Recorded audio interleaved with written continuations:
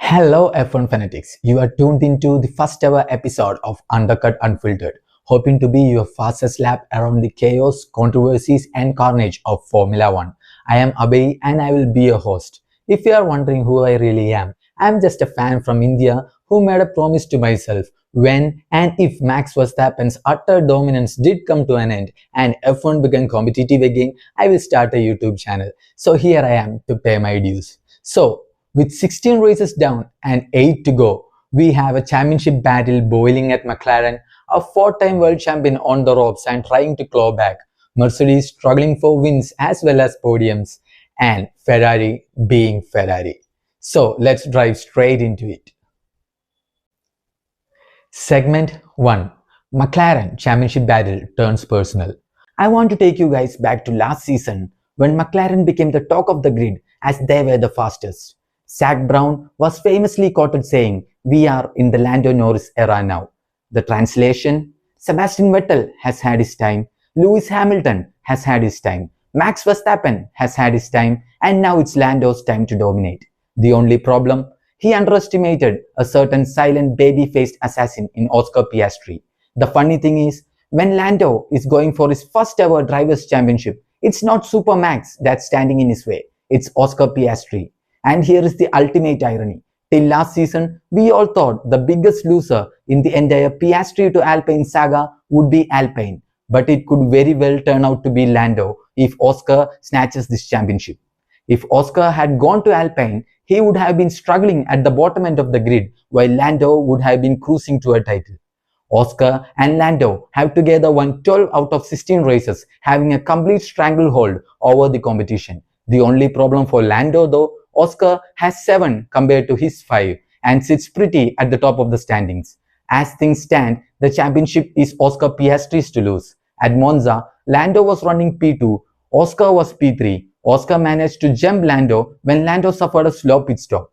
McLaren got involved and asked Oscar to give the position back. Oscar obliged, but his radio message was icy cold. "I thought slow pit stops were a part of racing." "You were absolutely right, Oscar. By obeying the team order and sacrificing P2, you lost valuable points to your championship rival, Lando. Those lost points could come back to haunt you." Zak Brown talks about papaya rules, racing clean, racing fair, but there is no fair play award to win at the end of the season. There will be one champion and there will be one loser who came close to winning the championship. With new regulations incoming next year, who knows where McLaren will end up. So give us your best, boys. Race each other like it's your only shot.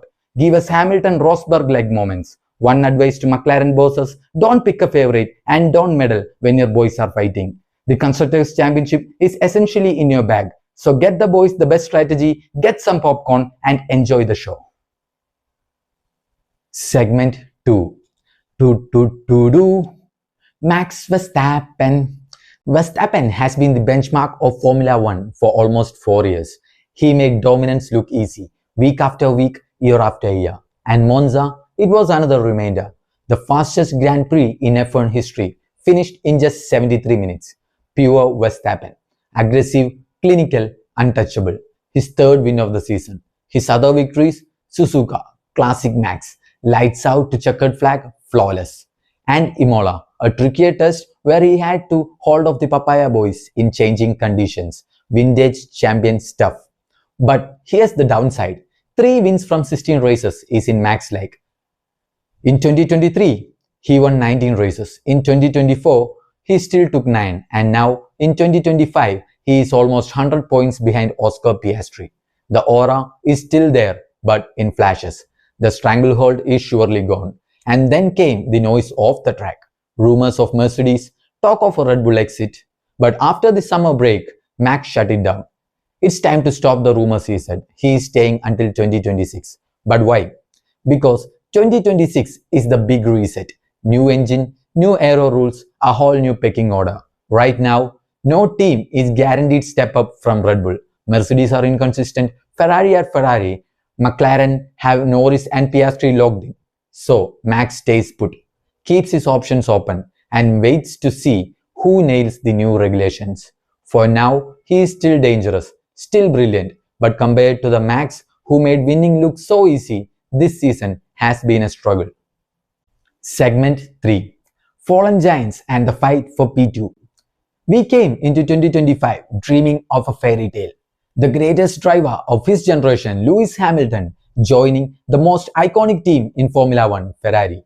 Scenes from last week at Monza made me feel a bit sad. The Tifosi had filled Monza with banners flying red and hopes of a miracle. Charles Leclerc could only muster a P4 finish while Lewis Hamilton dragged his car back to P7. The reality has been brutal. The constructors standing alone paints the picture. McLaren are untouchable up front with 617 points. Ferrari sit a distant second with 280 points. Mercedes trail closely behind with 260 points. Red Bull are barely in the conversation with 239 points. Three historic giants, Ferrari, Mercedes and Red Bull, all stumbling, all fighting for scraps behind McLaren. Nobody truly looks like they deserve P2. On the driver's side, Charles Leclerc sits 5th with 163 points, sometimes blisteringly fast on Saturdays but still winless on Sundays. Hamilton, in his debut year with Ferrari, is only 6th with 117 points. No podiums and even describing himself as useless. The dream hasn't matched the hype. The one shining light among the fallen giants is George Russell. Sitting 4th in the driver's standing with 194 points, he has not only given Mercedes their only win of the season in Canada, but also collected 6 podiums in total. Quietly, he is proving himself one of the standout performers of the year, ahead of both Ferraris despite Mercedes being behind in constructors. The fight for P2 isn't about glory, it is about pride. And right now, 3 titans of Formula One are battling just to be called the best of the rest.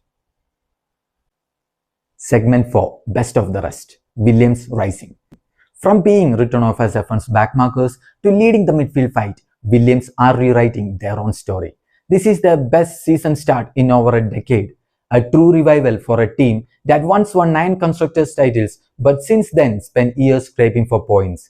They are currently sitting P5 in the constructors standings with 86 points, leading the congested midfield battle ahead of Aston Martin, who has 62 points, and Racing Bulls, who has 61 points. The key to this revival is Alex Albon. He has done a mega job this year, scoring 70 points on his own, with points in 11 out of 16 races, including 4 P5 finishes this year. Beside him, Carlos Sainz has only managed 16 points, far below expectations. Many thought he would walk in as the clear number 1, but Albon has silenced those critics by leading the team emphatically. The respect is back in the Groove Garage, but the fight isn't over. With Aston Martin and Racing Bulls closing in, James Vowles has already warned the battle for P5 will be a dogfight until the very last lap of the season. Segment 5. Rookies, the next generation. This rookie class has been box office, fast, fearless and already reshaping the midfield fight. But who is really delivering? The numbers say Kimi Antonelli. He is the highest scoring rookie in standings, P8 with 66 points, a podium, 8 top 10 finishes, exactly what Mercedes hoped for when they gave a teenager Hamilton's old seat. Smooth, consistent for his age and growing with every race. But the real buzz has been around Isaac Hadjar, driving a Racing Bulls that has no business fighting at the sharp end. He is dragged home 38 points, scored a podium at Sandwood, and for most of the season avoided Q1 eliminations entirely. That streak ended in Monza, but his calm, speed and racecraft have made him the people's choice for Rookie of the Season so far. Gabriel Bortoleto has been the quiet racer. Early on, he went under the radar, but since Sauber's mid-season upgrades, he has shown flashes of genuine pace and is now regular points contender. Oliver Behrman has the raw speed that got him onto the grid, but inconsistency has hurt him. Just 16 points so far. And at the back, Franco Colapinto is still waiting for his first point with Alpine. But even in zero, there is hope. He has shown flashes of belonging, a rookie fighting to prove he deserves his seat. This class may not be perfect, but it is fearless. And if this is the future of Formula One, the sport is in safe hands. And that's episode 1 of Undercut Unfiltered. McLaren are untouchable but fighting each other. Max is swinging but falling behind. Ferrari, Mercedes and Red Bull are stumbling. Williams are reborn. The rookies, they have lit up the grid. Can Piastri hold on to the championship lead? Will Lando finally break through? Could Max pull off a miracle comeback? Drop your takes on Insta, X or wherever F1 lives rent-free in your head. I am Abhay Ravi and this has been Undercut Unfiltered. See you next time. Thank you.